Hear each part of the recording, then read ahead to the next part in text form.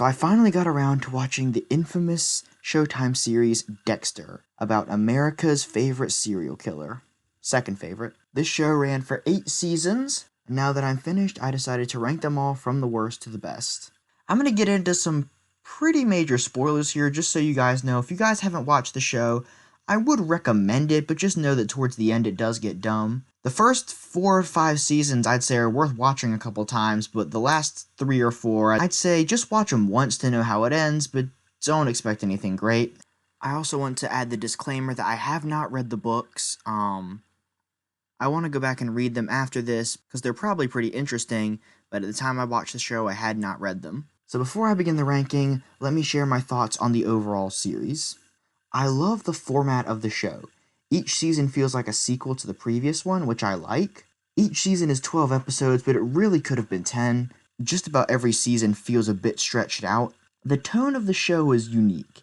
It's not super grounded in psychology, but it's still dark and twisted at the same time. Lauren Velez's character, La Guerta, was never really interesting.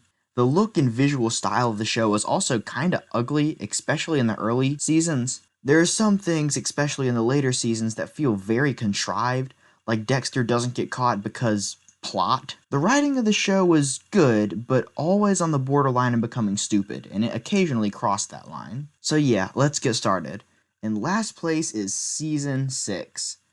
This season starts out okay, but it gets terrible. This season rightfully earned Scott Buck the reputation as a horrible showrunner. It undoes all of LaGuerta's character development from the previous seasons. She goes right back to being selfish and career-centered. This season makes Quinn a lazy, drunk, bar-hopping frat boy. I don't know what they were trying to do with Masuka. And the idea of promoting Deborah to lieutenant wasn't terrible, the direction it goes is very strange. This season tries and fails to use Christian symbolism. The villains are okay. While Edward James Olmos and Colin Hanks are good in their roles, the season resorts to insane villain with insane motive, which is common in psychological thriller shows. This season also introduces incest. I need not expand. I guess most Def's character wasn't terrible. The season as a whole, At number 7 is Season 8. I don't hate this season as much as some people do. The ending is stupid, the villain is bland, and there are plenty of wasted side characters. Plus, there's this weird thing Scott Butt likes to do where he retcons the previous season for no reason. Why is Angel a cop again? Why is Matthews a main character now? The side characters have little to nothing to do. Masuka gets his only side story and it's weird and doesn't go anywhere.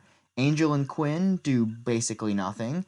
Deborah becomes a truly unlikable character. Her arc feels so repetitive and contradictory that it's frustrating. Charlotte Rampling's Evelyn Vogel was an okay character. I don't really like, but I don't really dislike her either. Hannah's return was fine, nothing special, but not bad. Then there's the infamous series finale. Now I had had parts of it spoiled for me, so I knew it was coming. That doesn't change the fact that the finale is very disappointing and completely undoes Dexter's series-long character arc. The final scene is strangely vague, and it does the supporting characters wrong. It's a terrible finale that neglects the rest of the series. At number 6 is Season 3. This season isn't really bad, it's just weird. Most of it focuses on Dexter's relationship with Miguel Prado, which has its ups and downs. The season tries to develop Masuka more but doesn't fully commit to it and backfires. The new character of Quinn is pretty solid. I really like the character of Miguel. He's very complex and Jimmy Smits does a great job. He and Hall play off each other very well. I do like Dexter's character arc. He realizes that he is capable of having friends. However, his arc is a tad repetitive of the previous seasons. How many times can you realize you're not as much of a sociopath as you thought? Deb has yet another boring romance. It also features the most boring villain of the entire series, the Skinner. So Season 3 isn't really bad, it's just when the show kind of stumbled a bit, but Season 4 made up for it. At number 5 is Season 2. Now, I'm going to get a lot of hate for putting this season this low, but I just don't quite like it as much as some other people do. It's a tad bit slow, especially towards the middle. It lacks a really good antagonist. The relationship between Deb and Lundy is weird, and the finale ended a bit too suddenly. That being said, there's also a lot of great moments in this season. The dynamic between Dexter and Lila is interesting.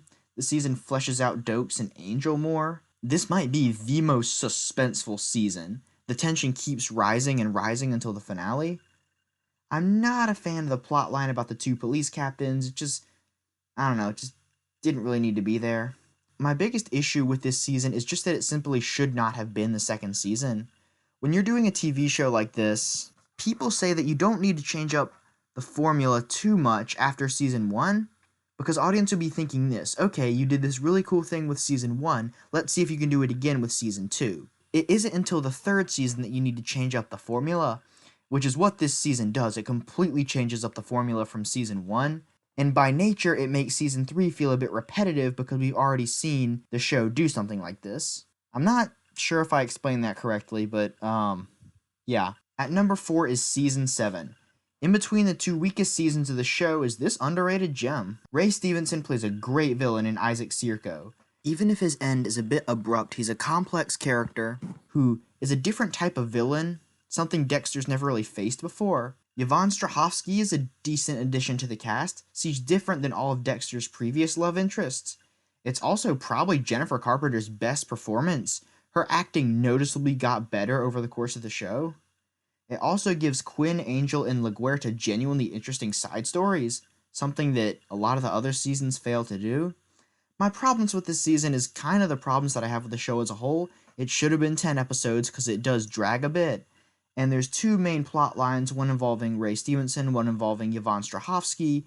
They don't really connect. That being said, this is still a solid season. Probably the best season that Scott Buck has ever helmed, and he should be grateful for that. At number 3 is season 5. Now I'm probably going to get a lot of hate for putting this season this high, because I know this is where the show jumped the shark for a lot of people. This season does have some problems. This is when the cracks in the show really started to show. Like Dexter just happens to get away from the police because plot. The ending of the episode, Everything is Illuminated, is the most contrived thing in the entire show. I'll admit this season starts out slow, but it becomes really good. It was great seeing Dexter struggle to be a single dad. Lumen is a great addition to the cast. I wish she was on the show longer. And it has one of, if not my favorite episode of the show in it, Teenage Wasteland. I think the villain is pretty good. He's not the usual type of villain that this show has, but he's not quite as fleshed out as he could be. There are definitely some bad moments in this season. Angel and LaGuerta have some drama you don't care about. There's a plot line about a Hispanic gang that doesn't really go anywhere. I don't really like the Peter Weller plot line, and I wish the relationship between Johnny Lee Miller and his, I'm doing quotation marks, love interest was explored more. That being said, the relationship between Dexter and Lumen is one of the most interesting dynamics in the entire show. While some people have argued that Dexter shouldn't be hooking up with another pretty blonde girl right after his wife dies, the dynamic between the two characters is unique and interesting. The finale of this season is probably its biggest mixed bag. There's a great scene after the climax of the show involving Dexter and Lumen on Dexter's boat. It's one of the best scenes in the entire show. But then Julia Stiles leaving the show very suddenly for no reason does feel very contrived and forced, and is really one of the low points of the series. And Deb just lets two people she knows are vigilantes go because reasons. So all in all, I really like season 5. I think it's underrated, but I understand why some people don't like it. At number 2 is season 4. This season is one of the best seasons of TV ever. Honestly, I could put this at number 1 and not regret it at all. It has a great villain in the Trinity Killer. John Lithgow does a fantastic job. He is the best villain in the series, no question. The dynamic between Dexter and Arthur is complex and interesting. It's one of the most interesting dynamics in the show. Dexter's character development is also interesting. All of his character arcs in the first 3 seasons felt a bit repetitive, but for this season the writers do something different, which I like. Deb's relationship stuff is a bit boring, as is her search for Harry's CI. The relationship between Angel and LaGuerta was fine. It wasn't the worst romance in the series, but it wasn't the best. And, like all seasons of this show, it drags a bit in the middle. At one point, Dexter stops the main villain from committing suicide because he wants to kill him himself, and you can tell that the only reason that happened was to stretch the season out to 12 episodes. That being said, this is still a great season, one of the best seasons of anything ever. This could easily be number 1, but I decided to put season 1 at number 1. This season is genuinely a great psychological thriller. If this season had been the only season of this show, if it had been a miniseries, it would still have gone down as a cult classic. It's well paced, it's got some good acting, it's got a pretty good villain in the Ice Truck Killer.